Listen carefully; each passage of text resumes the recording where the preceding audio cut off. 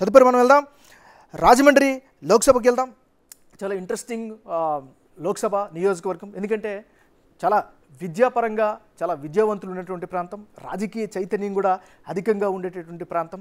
So Rajahmundry Lok Sabha నుంచి 2024 ఈసారి అక్కడ బరిలో దిగుతున్నారు వైఎస్ఆర్ కాంగ్రెస్ పార్టీ తరపు నుంచి గమనిస్తే గూడూరి శ్రీనివాసులు. ఇక కూటమి అభ్యర్థిగా భారతీయ జనతా పార్టీకి అక్కడ కూటమి దీనిలో సీటు దక్కింది. దగ్గుబాటి పురంధేశ్వరి అక్కడి నుంచి పోటీ చేస్తున్నారు.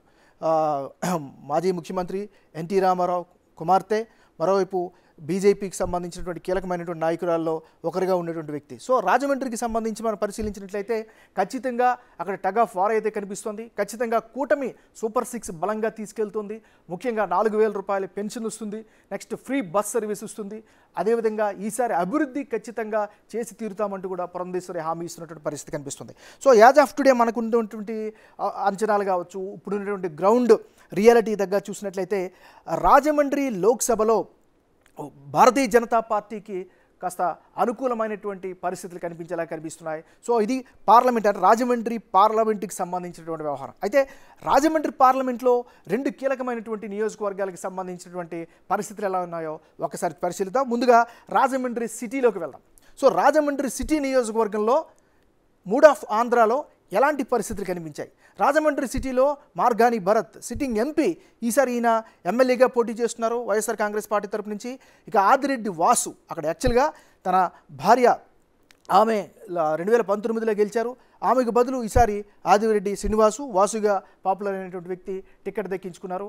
మొదటి నుంచి కూడా ఆదిరెడ్డి ఫ్యామిలీకి అక్కడ బలమైనటువంటి నెట్వర్క్ ఉన్నటువంటి పరిస్థితి కనిపిస్తుంది. సో ఒకవైపు సంక్షేమం కంటిన్యూ చేస్తామని వీళ్ళు చెప్తున్నారు, రెట్టించినటువంటి సంక్షేమాన్ని కొనసాగిస్తూనే అభివృద్ధిని ఖచ్చితంగా చేస్తామంటూ కూడా తెలుగుదేశం పార్టీ ముఖ్యంగా ఆదిరెడ్డి కుటుంబం అక్కడ చెప్పుకుంటూ పోతుంది. ఇక్కడ చాలా ఇంట్రెస్టింగ్ ఫ్యాక్టర్ ఏంటంటే కరోనా సమయంలో కావచ్చు, తర్వాత కావచ్చు, ఆదిరెడ్డి కుటుంబం చాలా కార్యక్రమాలు చేసుకుంటూ వస్తుంది. సో ఆ లెగసీని కంటిన్యూ చేసే పరిస్థితి అయితే అక్కడ రాజమండ్రి సిటీలో కనిపిస్తుంది.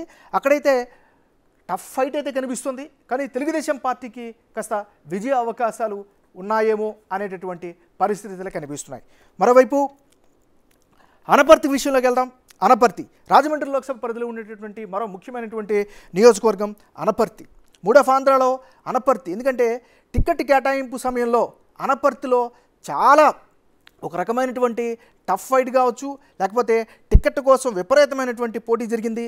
నల్లమెల్లి రామకృష్ణారెడ్డి తెలుగుదేశం పార్టీ తరపు నుంచి టికెట్ ఆశించారు, కానీ ఆయనకి టికెట్ దక్కకపోవడంతో పెద్ద ర్యాలీలు చేశారు, అసహనాన్ని వ్యక్తం చేశారు, తన బల నిరూపణ చేసుకునేందుకు చాలా శ్రమించారు. ఎట్టకేలకు తెలుగుదేశం పార్టీ నుంచి భారతీయ జనతా పార్టీలోకి జాయిన్ అయ్యారు. చివరి నిమిషంలో ఆయనకి ఆ మార్పు ఆ బీజేపీ తరపు నుంచి టికెట్ దక్కించుకున్నారు. ఇక సత్యసూర్యనారాయణ రెడ్డికి వైఎస్ఆర్ కాంగ్రెస్ పార్టీ తరపు నుంచి టికెట్ ఉంది, కేటాయించారు. ఈసారి అనపర్తిలో చాలా ఇంట్రెస్టింగ్ ఫైట్ అయితే కనిపిస్తోంది. సో అయితే ఆయన టికెట్ సంపాదించుకోవడానికి చేసినటువంటి ఫైట్ నిజంగా సఫలీకృతం అవుతాడా, లేకపోతే సత్యసూర్యనారాయణ రెడ్డి సంక్షేమ పథకాలు, అదేవిధంగా వైఎస్ జగన్మోహన్ రెడ్డి ఆ చరిష్మా మరొకసారి ఆయనకి అడ్వాంటేజ్ అవుతుందా అనేటటువంటి ఒక ప్రశ్నలు అయితే తలెత్తున్నాయి. కానీ ఏదేమైనప్పటికీ కూడా అనపర్తిలో as of today YSR Congress పార్టీకి సంబంధించినటువంటి క్యాండిడేటు సూర్యనారాయణ రెడ్డికి అనుకూలమైనటువంటి వాతావరణం కనిపిస్తూ ఉంది.